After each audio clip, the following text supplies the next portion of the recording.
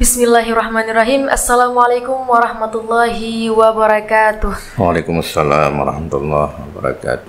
Bismillah, walhamdulillah, wassalatu wassalamu ala rasulillah Sayyidina Muhammad ibn Abdillah wa ala alihi wa sahbihi wa mawalah. Puji dan syukur tak henti-hentinya kita ucapkan kepada Allah Subhanahu wa Ta'ala yang telah memberikan kita berbagai macam nikmat, dari nikmat iman dan nikmat Islam. Bahkan nikmat yang tak kalah pentingnya adalah nikmat menjadi umat daripada Nabi Muhammad SAW. Allahumma salli ala Sayyidina Muhammad wa ala alihi wa sahbihi ajma'in.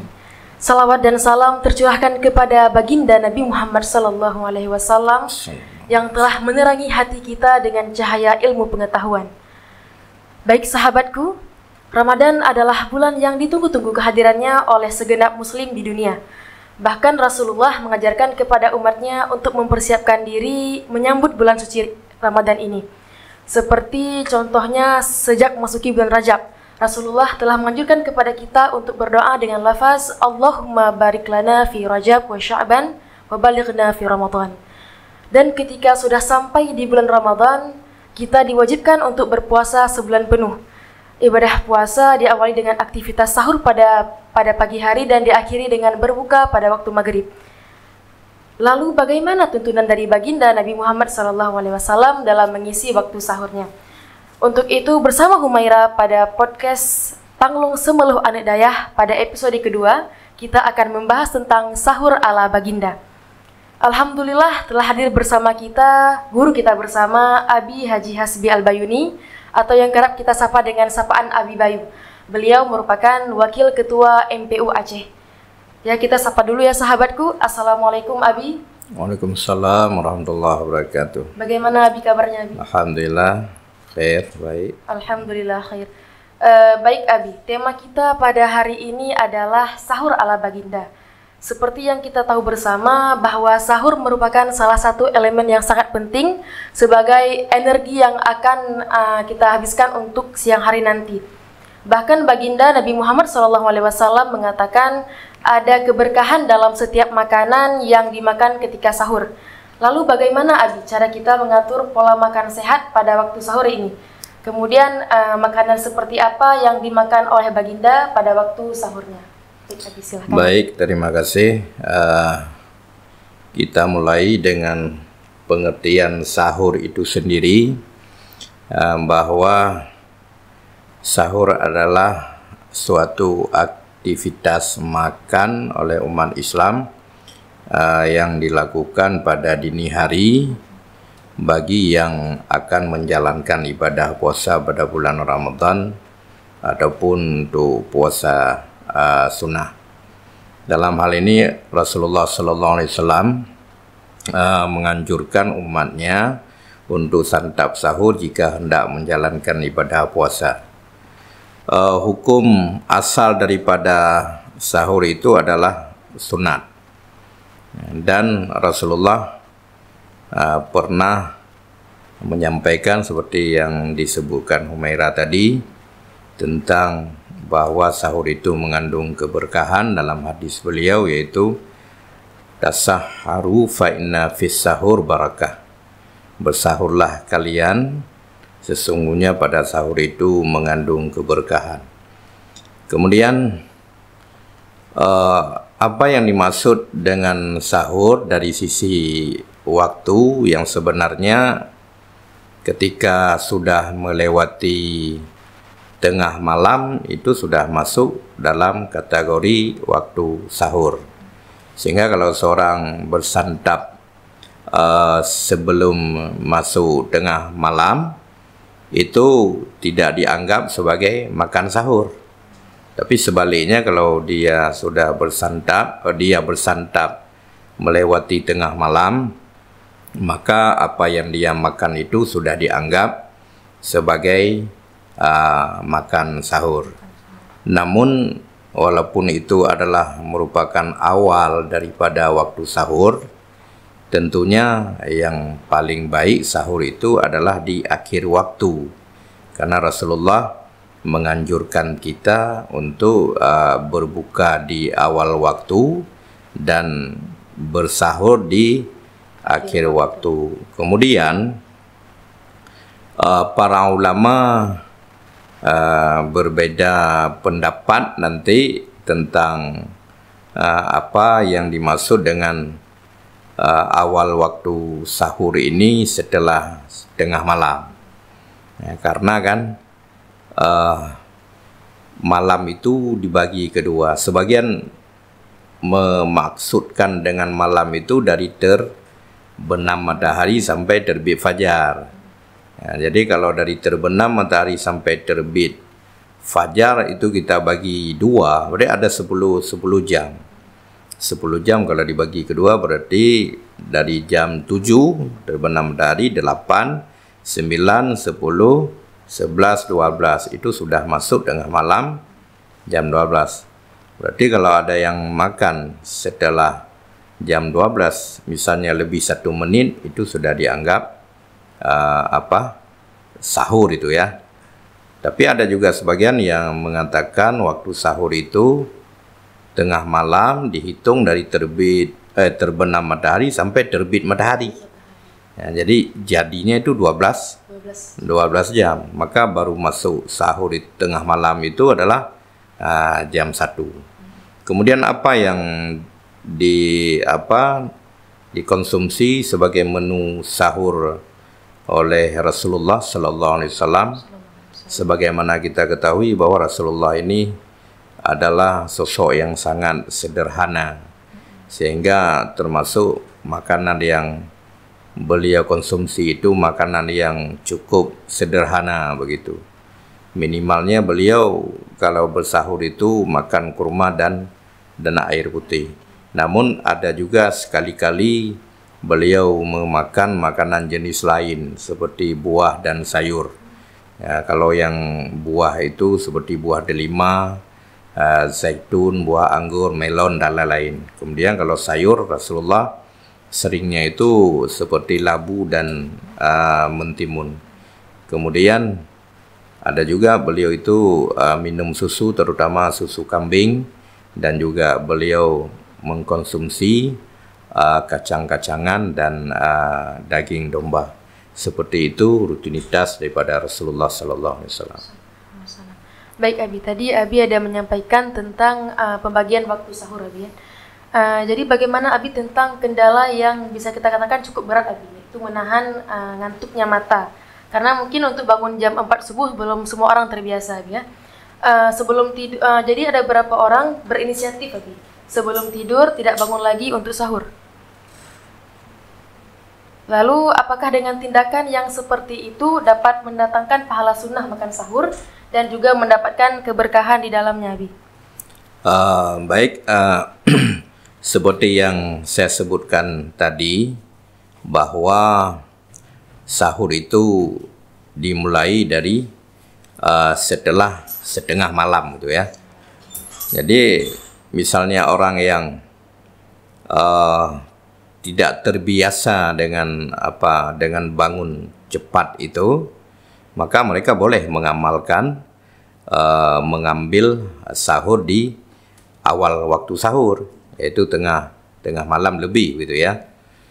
Kemudian bagi mereka yang sudah terbiasa dengan puasa sunat di luar Ramadan, tentunya ini tidak menjadi suatu kendala bagi mereka kalau mereka mengambil waktu sahur itu di akhir waktu, yaitu menjelang waktu subuh gitu, hampir dekat dengan waktu subuh.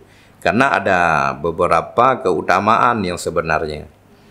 Jadi kalau begitu, apakah mereka mendapatkan keberkahan juga ketika makan sahur itu di tengah malam lebih sedikit?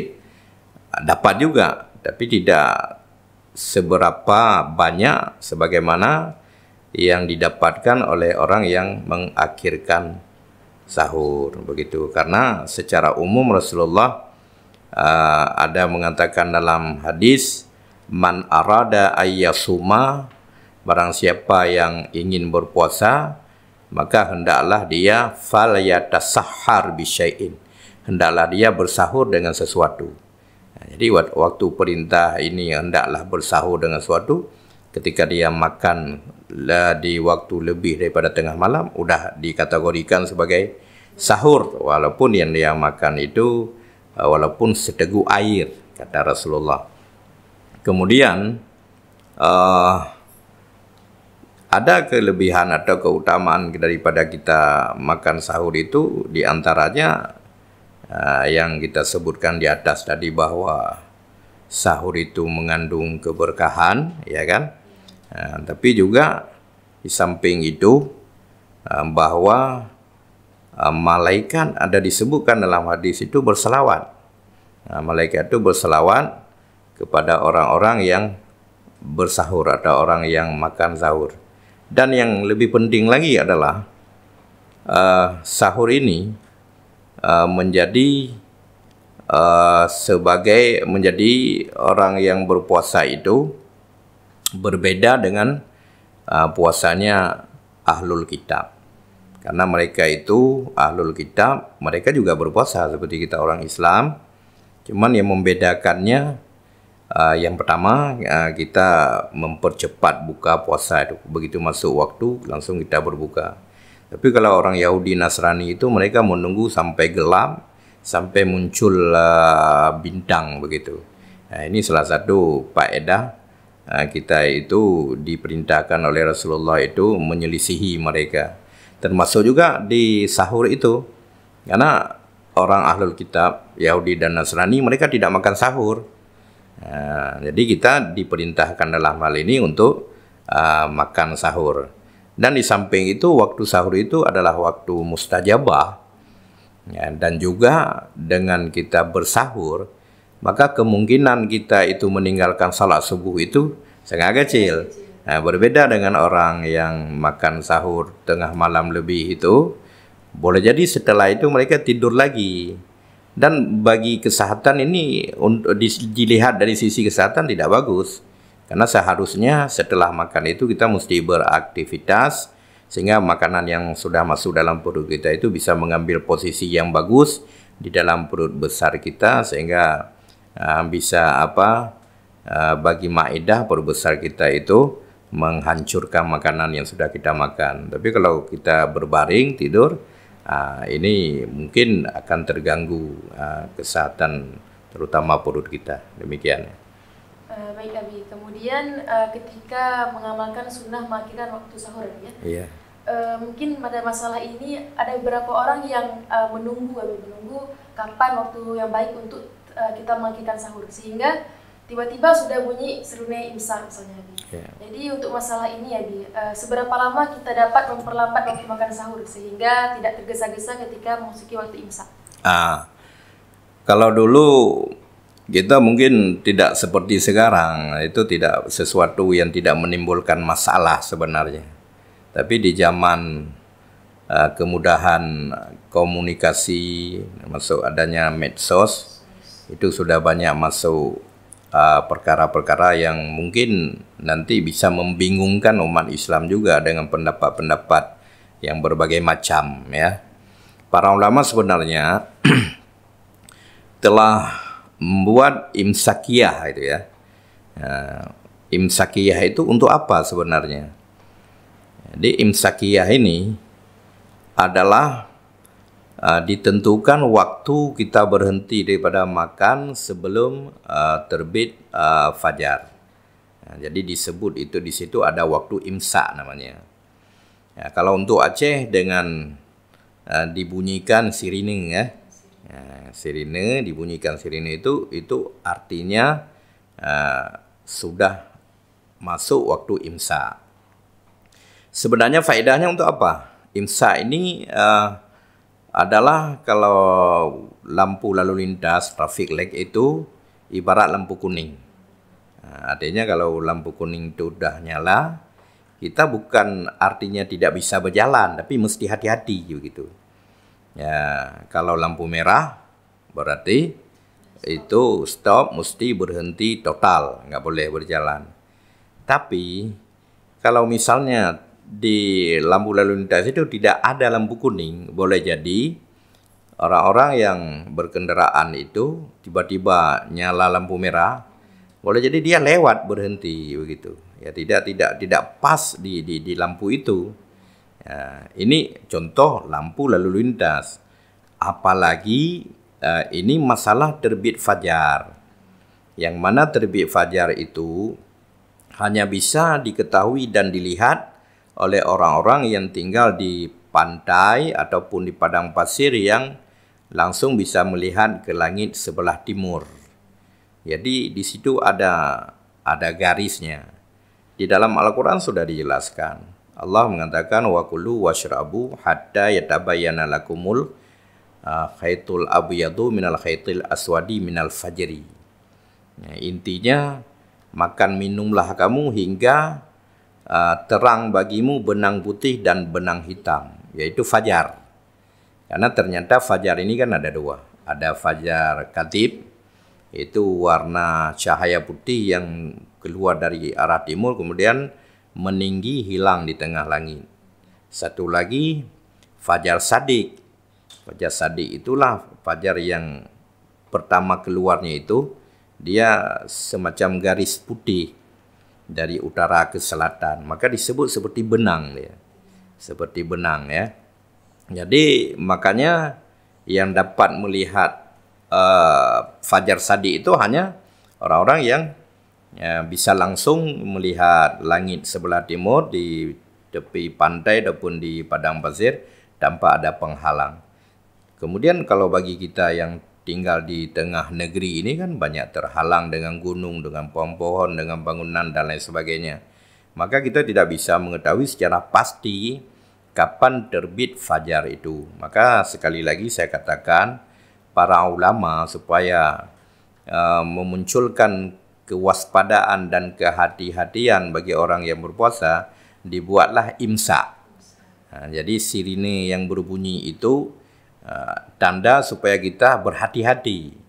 Artinya kalau sedang sirine berbunyi atau setelah sirine berbunyi masih boleh makan, tapi mesti hati-hati. Jangan sampai lewat waktu, jangan sampai terbit fajar. Dan kita tidak bisa berpedoman bahwa habis waktu sahur itu dengan terbit fajar, mulai imsak, mulai masuk waktu puasa dengan azan subuh.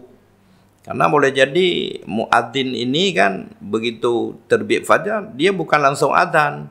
Ada yang sebagian wuduk dulu begitu. Berarti waktunya udah lewat. Jadi kalau kita menunggu azan, maka apa yang terjadi? Boleh jadi kita tidak berpuasa pada hari itu. Karena kita masih makan pada waktu sudah habis begitu. Ya.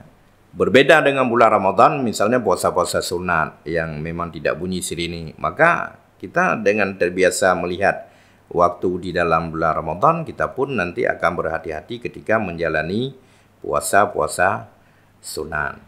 Oleh karena demikian, maka kita berhati-hati dalam hal ini. Karena ada yang sekarang ini yang menyampaikan suatu hadis ya. Yang mana bunyi hadisnya idza sami'a ahadukumun nida wal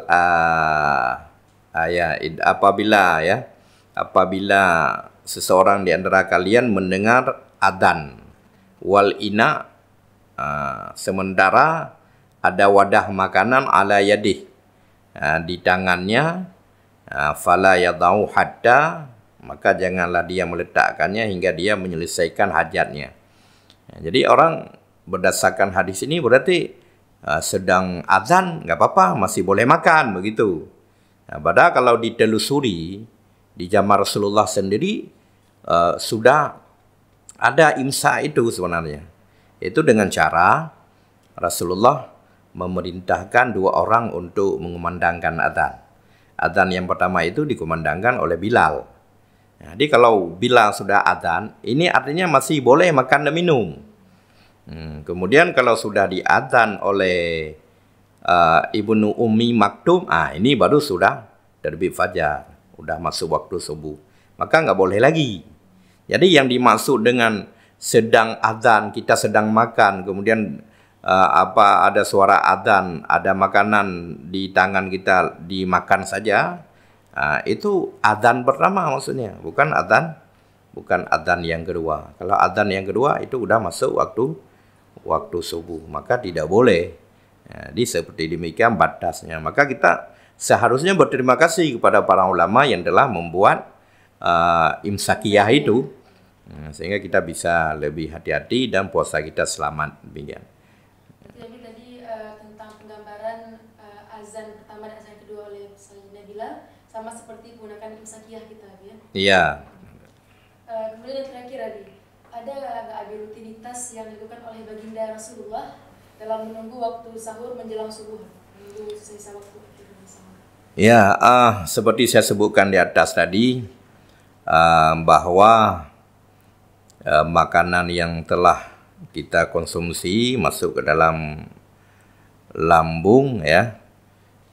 Jadi yang lebih baik supaya makanan itu mudah tercerna itu dengan melakukan berbagai macam aktivitas. Jadi Rasulullah sebagai teladan kita, beliau seperti itu. Setelah sahur, beliau melakukan aktivitas-aktivitas, gerakan-gerakan, termasuk diantaranya adalah dengan mengerjakan salat, kemudian dengan membaca Al-Quran, zikir dan lain sebagainya. Dia oleh karena demikian, ada seorang sahabat Nabi yang bernama Adi bin Sabit meriwayatkan hadis. Beliau mengatakan, kami pernah makan sahur bersama Rasulullah, kemudian kami pun berdiri untuk menunaikan salat. Kemudian sahabat Nabi yang lain, Anas yang muda usianya, bertanya kepada Adi bin Sabit, karena Adi bin Sabit ini sahabat senior. Berapa lama, kata Anas? Pertanyaan Anas, berapa lama jarak antara adzan subuh dan sahur kalian? Zaid menjawab waktu itu sekitar membaca 50 ayat Al-Quran. Jadi itu jaraknya. Berarti sekitar 50 ayat Al-Quran jarak itu. Di situ Rasulullah melakukan aktivitas-aktivitas seperti salat, kemudian membaca Al-Quran. Mungkin termasuk di antara ini untuk meminimalisir peluang untuk mengantuk, sehingga kita bisa menjalankan salat subuh di awal waktu dan benar, begitu ya. Tapi sebaliknya, kalau yang kita sebutkan tadi, kalau sahurnya jam 12 lebih misalnya, ini kemungkinan kita tidur lagi dan bangunnya agak lambat, maka kita tidak mendapatkan salat subuh yang sempurna di awal waktu. Demikian. Baik, alhamdulillah. Mungkin bisa sedikit Humaira memberikan kesimpulan bahwa sahur merupakan salah satu elemen yang cukup penting dan sayang sekali untuk kita tinggalkan. Karena bagaimanapun sahur sebagai energi yang akan kita simpan ketika menjalani puasa di siang harinya. Kemudian sebagai umat muslim, alangkah baiknya kita menjalankan sahur ala baginda dengan cara mengakhirkan waktu sahur, namun juga tetap dalam batasan-batasan seperti tidak lewat dari fajar shadiq, ya. Kemudian yang terakhir mungkin untuk wejangan dari Abi, ada kata-kata saya ingin menyampaikan bahwa makanan yang kita makan ini kan berbeda dengan yang dimakan oleh Rasulullah Sallallahu Alaihi Wasallam. Tadi kita menyebutkan bahwa Rasulullah makan kurma, air putih itu sekurang-kurang untuk sahur beliau, ya. Kemudian beliau juga mengkonsumsi sayur, buah-buahan dan lain sebagainya. Namun bagi kita ini kan makan nasi gitu. Sebenarnya dengan sedikit makan itu sudah dianggap sebagai sahur, dan kita sudah mendapatkan keberkahan daripada sahur itu sendiri. Jadi di sini pun kita tetap dianjurkan untuk menghindari makan banyak. Di waktu sahur itu sepiring, 2 piring gitu kan, tambah lagi gitu kan, apalagi kalau lauknya lagi enak gitu. Jadi ini sesuatu yang tidak baik, karena sebagaimana di podcast episode yang pertama kita sudah menyampaikan nggak boleh banyak makan itu, karena makan yang banyak itu tidak baik, dan itu membuat nanti kalau bagi puasa itu kita tidak merasakan lapar esok harinya. Karena sampai waktu berbuka kita masih kenyang gitu. Akhirnya yang terjadi apa? Makan kita itu menyiksa tubuh kita waktu sahur. Ketika kita berbuka pun menyiksa bagi tubuh kita begitu. Jadi hikmah puasa itu kita tidak temukan dalam ibadah puasa kita. Tapi coba makan sahur sesuai dengan cara Rasulullah, berhenti sebelum kenyang. Jadi besoknya kita berpuasa terasa lapar itu, dan rasa lapar itulah yang diinginkan nanti bisa membuat nafsu kita itu menjadi hilang, ataupun paling kurang nafsu kita itu menjadi berkurang, dan kita bisa beribadah dengan sempurna. Demikian. Baik, alhamdulillah, wejangan terakhir dari Abi menutupi podcast pada episode kali ini. Sampai disinilah podcast kita pada episode Sahur ala Baginda. Dan untuk narasumber kita bersama, yaitu guru kita bersama, Abi Haji Hasbi Al-Bayuni, kita ucapkan terima kasih karena telah hadir bersama kita. Sama-sama. Dan atas ilmu dan hikmah yang beliau sampaikan pada kita hari ini. Semoga ilmu yang bermanfaat untuk kita semua dapat kita amalkan. Amin, Allahumma amin. Dan jangan lupa untuk terus mendengarkan podcast Tanglung Semeluh Anidayah pada episode-episode berikutnya. Dan saya Humaira selaku host undur diri dari Ruang Dengar Sahabatku semua. Wallahu a'lam bishawab. Subhanakallahumma wa bihamdika asyhadu an la ilaha illa anta astaghfiruka wa atubu ilaik. Wassalamualaikum warahmatullahi wabarakatuh. Waalaikumsalam.